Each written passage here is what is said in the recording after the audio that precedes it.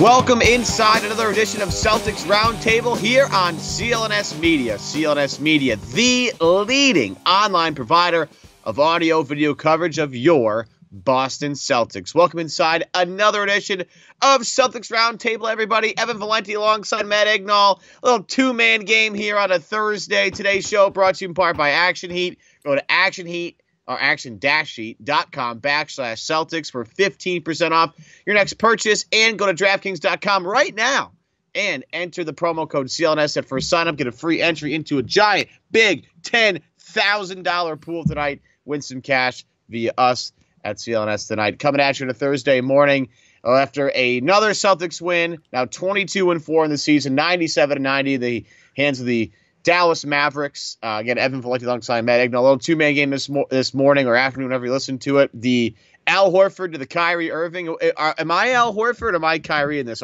How tall are you? I am taller than you. I'm about 5'10". Wow. Okay, so you got to be Al in this one. That's fine. I'll take Kyrie. I've never played like higher than the shooting guard spot. Yeah, I'm just like relocated to the wing. Although yeah, you be Shane Larkin and I'll be Kyrie Irving. Yeah, but okay, that's fine, I guess. I'll be Shane Larkin.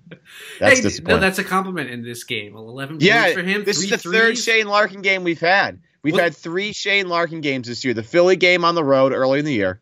The Charlotte Hornets game where I think besides the incredible comeback against Golden State, that was one of the one of the games that stands out the most to me. And then this one, of course, Shane Larkin was incredible. And we'll get to Shane in a little bit.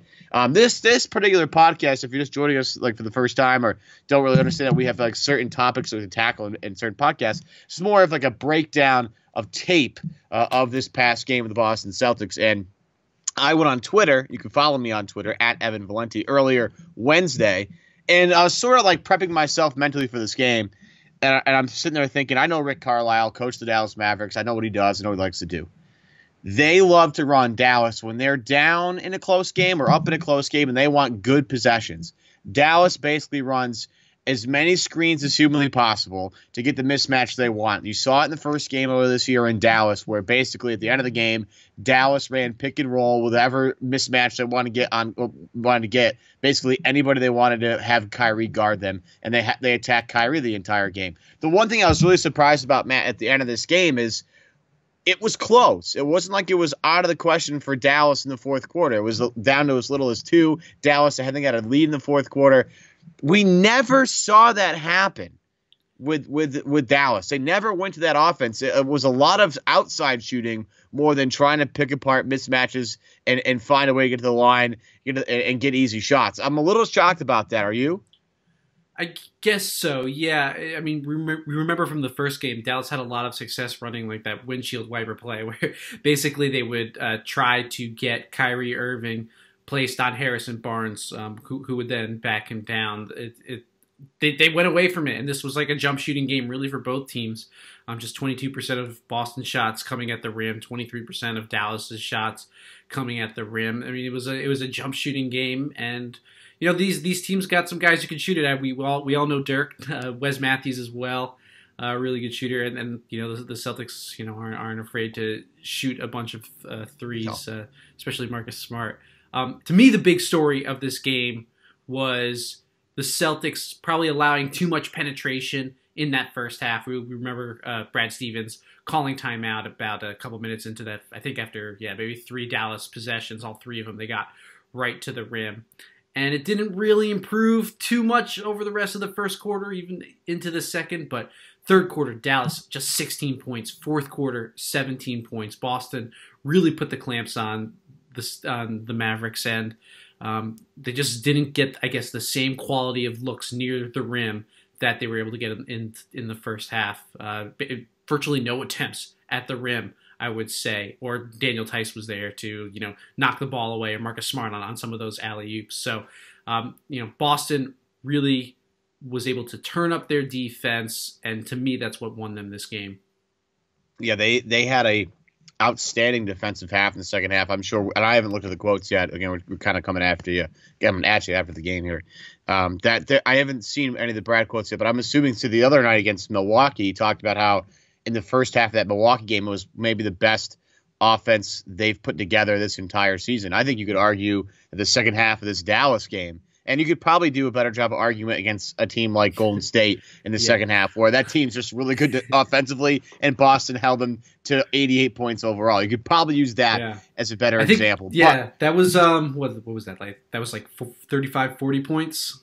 Yeah, so, I mean that's remarkable. Yeah. That's incredible. And not to throw shade at Dallas here, but Dallas is not nearly as competitive or as good as the Warriors are. Okay, I don't think it's crazy to say, but I think to back up your point, I think Dallas had a tougher time finding shots at the rim. There was a really great sequence late in the fourth, I believe, where Dennis Smith was trying to drive on the Celtics, and he met Al Horford a wall. Then somebody else, I think it was Kyrie Irving, came down and collapsed on him. You saw a lot of that more in the second half, making it difficult for these point guards, the smaller point guards. I mean, that's not kid around here. Dennis Smith is not a tall guy. Yogi Ferrell, the Celtics love attacking him on the offensive side of the ball because he's kind of like Isaiah. It's really short. JJ Barea, not a tall guy. So when you surround those guys that try to drive into the lane and kick it out for shots, when you surround them with multiple bodies, it makes it hard for them to pass out of it. Never mind that, they're already looking up at the rim and they can't even see it because you have Al Horford there with big hands.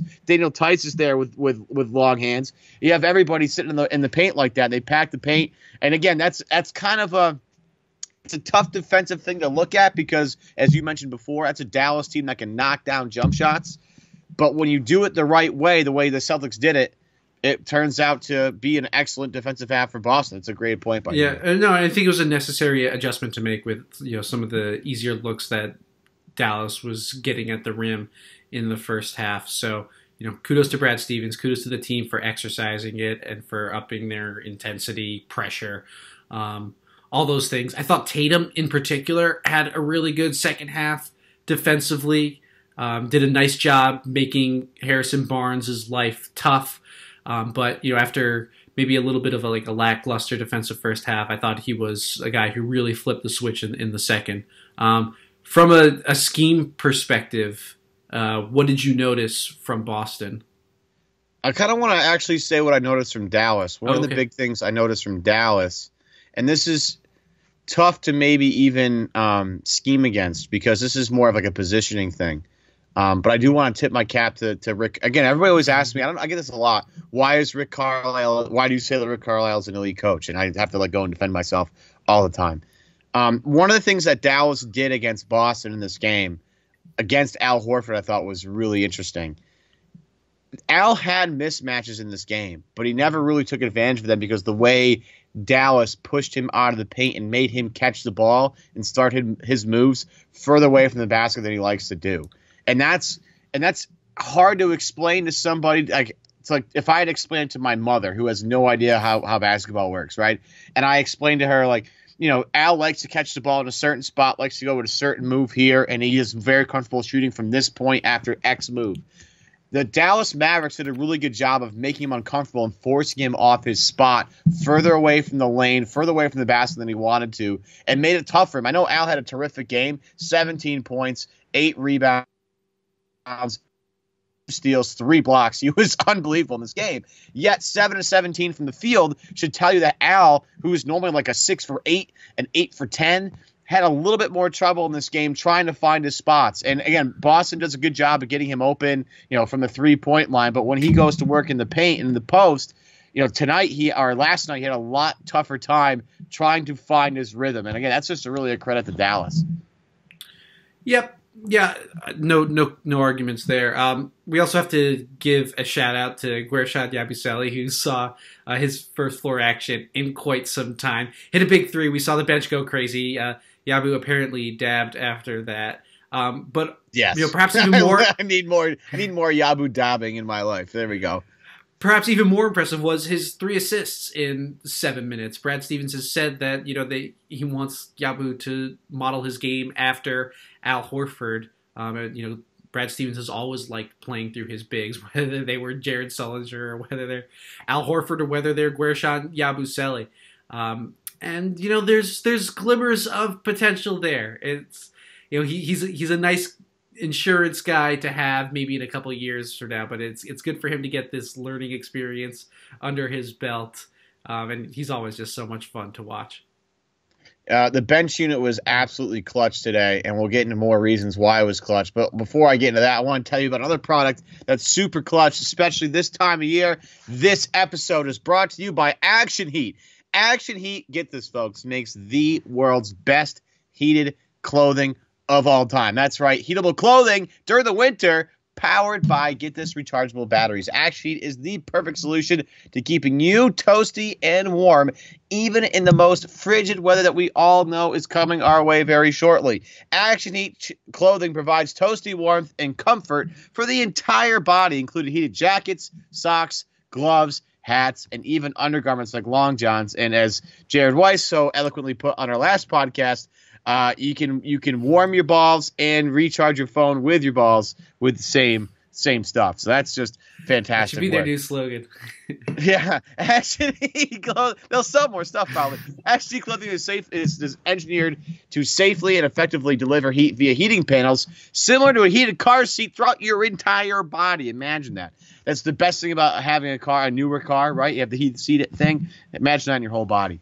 They can reach temperatures to up to 135 degrees and are powered by rechargeable, low-voltage lithium-ion batteries that last up to 12 hours on each charge. And you can recharge your devices with said batteries. So like you're skiing around or snowshoeing or whatever you want to do in the wintertime, you can charge your gear with your Action Heat wear. Perfect for a friend or a family this holiday season. Available in both men's and women's styles and very affordable, starting right now just $39.99. Again, I got my stuff in, waiting for the snowfall to really come here to the Berkshires. Hasn't happened yet, but when it does, I will be wearing Action Heat. I've used it to go hiking because I do a little winter hiking, and there's no snow on the ground, I can still wear my boots and do that stuff. It is excellent, trust me. And there's a special deal for you guys right now, 15% off your entire purchase by going to action-heat.com/Celtics. Again, your entire purchase will be 15% off. Whether it's one item or a ton of items, go there and save some money today. And you can make some money, too, because guess what, Hoops fans? Basketball season is back, and now that your favorite hardwood heroes are back on the floor, it's time for you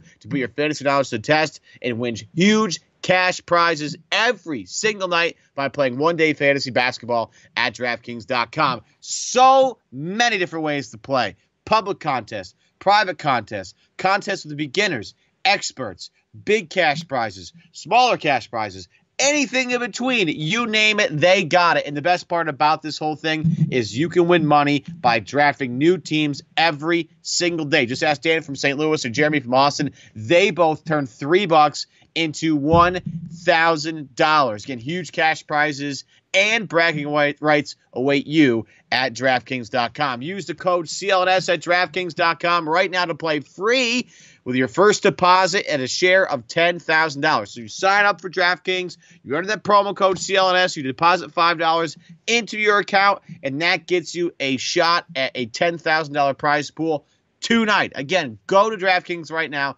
DraftKings.com right now. You enter that promo code CLNS. Minimum $5 deposit required. Eligibility restrictions apply. See DraftKings.com for details. The game inside the game. Getting back to the game last night, Evan Valenti alongside Matt Egnall, 97-90 the win. Celtics over the Mavericks. Talking about the bench unit, and this is a big part of this thing. Matt mentioned Gershon Yabusele, who hit a three, moved the ball, did some great stuff. But without Jaylen Brown, without Marcus Morris, this was a sort of a bench game for the Celtics. And again, we mentioned early on in this game, Shane Larkin was absolutely spectacular in this game, 11 points for him. But the man off the bench last night was not Gershon Yabusele. It was not my man Shane Larkin.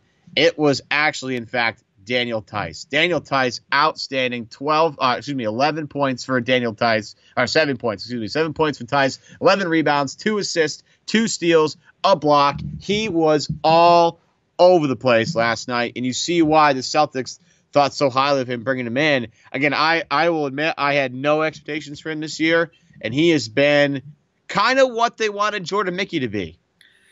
Yeah, I had high hopes for him because I saw just the feel he had over the summer in Eurobasket when we saw him running the pick and roll with Dennis Schroeder. You could see that he knew what he was doing out there, and he had the reputation of a shot blocker while not being like a giant himself, and that's pretty difficult to do. One thing that we haven't seen too much from him this year is like the outside shooting, which was one of his selling points. Haven't seen that just yet, but I mean, he's provided such a great energy to this team pretty much all year, and it's great to have him. I think he's a little bit better as like a 5 than a 4 at this point. He might not have really the skill to have the game of a modern 4, but he can certainly set a mean screen, roll to the basket, and protect the rim at a reasonable level for a backup. And it's always like a luxury having those energy guys off the bench. But yeah, you're right. Brad Stevens went deep into the bench tonight. No Morris, no Jaylen Brown. It looks like 11 guys played. We even saw lineups out there that featured all of Guerschon Yabusele, Abdul Nader, and Shane Larkin all on the floor at once. I was a little bit worried, but they kind of, treaded water during that point in the second quarter when it looked like Dallas could open up a much bigger lead. Not that would have been a giant problem, since the Celtics apparently have a 70% winning percentage when they go down by double digits this year. I guess that's what has to happen when you're 22-4. Yeah, I like the fact that this bench unit seemingly, somebody on the bench unit seems to be ready every night. And again, last night it was sort of Larkin offensively. You saw a little bit from Rozier. Can we talk about Terry Rozier for a minute? Because a lot of people were tossing this around on Twitter, in the Twitter sphere last night. Are we going to be fully committed to Terry Rozier just being a shooting guard at this point? Because it's just, when the ball's in his hands, sometimes it looks like a little bit of a train wreck. But when he's just shooting and he can catch the ball in rhythm, he's a great shooter. He's an excellent shooter. He's quick. You'd like him to have the ball in his hands a little bit more so he can utilize that speed. But it's still, sometimes when he dribbles, it's still a little clumsy. Yeah, he never really penetrates the defense on a pick and roll, right? The defender shows and he just kind of turns back around. So he hasn't developed that quite yet in his game. But he doesn't rebound like a shooting guard. No, he rebounds like a power forward. Neither did Avery Bradley. So there's that. Oh my gosh. Yeah, he's. I know Brad Stevens loves to have his guards rebound, and no one better exemplifies that than Terry Rozier. Yeah, I just as to get to your point of he doesn't drive the lane a lot. I just like to see him probe the defense a little bit more. Marcus is really good at this, where he knows he's not going to get all the way to the basket, but driving into the lane or close to the lane, obviously brings some attention onto you, and it allows other guys to do backdoor things and move around without the basketball and find open pockets in the defense and get good shots. Yeah, but he never finds the open guy though, right? I remember he had a pick and roll with Tice, and Tice rolled, and he had a wide open lane, and Rozier couldn't find him. But hey, I couldn't find him. It's a hard skill. Yeah, no, I'm just saying that's the next part of Terry Rozier we need to see, and maybe that's for next season or something, or maybe we see it this year, because Marcus now, you see Marcus do that, and the connection he has with Al Horford and alley-oops is, I think, next level at this point. But the way both Kyrie and him can kind of get into the teeth of the defense, look around, survey, figure out where the defense is moving, and kind of counter against that. That's the next skill for Terry Rozier. And again, with that speed, he should be able to do that unbelievably well, because he should be able to get by so many guys, but yet here we are. He still kind of hasn't figured that out yet. Yeah. Maybe watch more Marcus Smart tape. Who if when he's going to his right hand, the accuracy on just these little flick passes that he's able to do. We brought it up in a recent pod, but it's worth pointing out again and again that it's 2 guaranteed points so long as he gets the ball past that first defender. That's the Marcus Smart experience. That's the Terry Rozier experience in a nutshell. Yeah, rock on. And real quick, just before we go, Jason Tatum had an expanded role in the offense tonight, something I've been calling for a while. A whopping 11 shots. It only took, right. You know what's funny, though? I looked this up. Donovan Mitchell averages, I bring up Donovan Mitchell because Donovan Mitchell's awesome. If you haven't watched any highlights of the Utah Jazz, go watch after this podcast. Go watch Utah Jazz highlights. It's awesome. Donovan Mitchell averages 15 shots a game. Now, roles are different, obviously. With no Gordon Hayward there, they've had a lot of injuries in Utah. Donovan Mitchell's had to step up into a bigger role, and he's done a really good job. Donovan Mitchell averages 15 shots a game. Jason Tatum has only taken 15 shots twice this year. And I'm not looking for 15, but 11 from last night, that was nice. I liked that. That was a good amount of shots for him. He did, again, nothing felt forced. I mean, he hit a couple of the ones that he shot were a little weird, but he still looked super smooth out there. Still went 2 of 3 from downtown, and it's really 2 of 2 if we're using Ben Falk's cleaning the glass method of not counting heaves, which I'm totally into, by the way. And let's not count that last Dallas 3 at the buzzer. So we could say that won some people some money last night. That was actually important. The spread for that game was 7.5. Oh, okay. That was huge. That was a huge 3. Some people did not like that 3. Some people loved that 3. So depending who you are. Yeah, I think Jason Tatum knew he needed to step up, and that meant an extra 2 mid-range shots, and fine, sure. 10 rebounds too, 17 and 10. Oh yeah. His energy level was awesome in the second half. Yeah. Love it. Love more Jason Tatum. And I love you guys so much. That's going to do it for this show here today. Brought to you in part by Action Heat. Go to action-heat.com for 15% off your next purchase. And by DraftKings.com. Use that promo code CLNS at first sign up to get a free entry into tonight's $10,000 pool. I want to thank Matt for joining me here on a Thursday. I want to thank you guys, all of you. You guys are the best. Thank you so much. To the 12,000 of you that have subscribed to CLNS Media, I love you guys so much. Thank you so much. Do us a favor. If you're watching us on YouTube, hit that like button below the link here. You see that? That thumbs up, hit that thing, and then subscribe to CLNS Media if you haven't done so already on YouTube. You can follow us on the go with your favorite podcast app, iTunes, Stitcher. Subscribe to the Boston Celtics news feed as a part of CLNS Media, and you can get all our updates there. Also, we're now on our own website.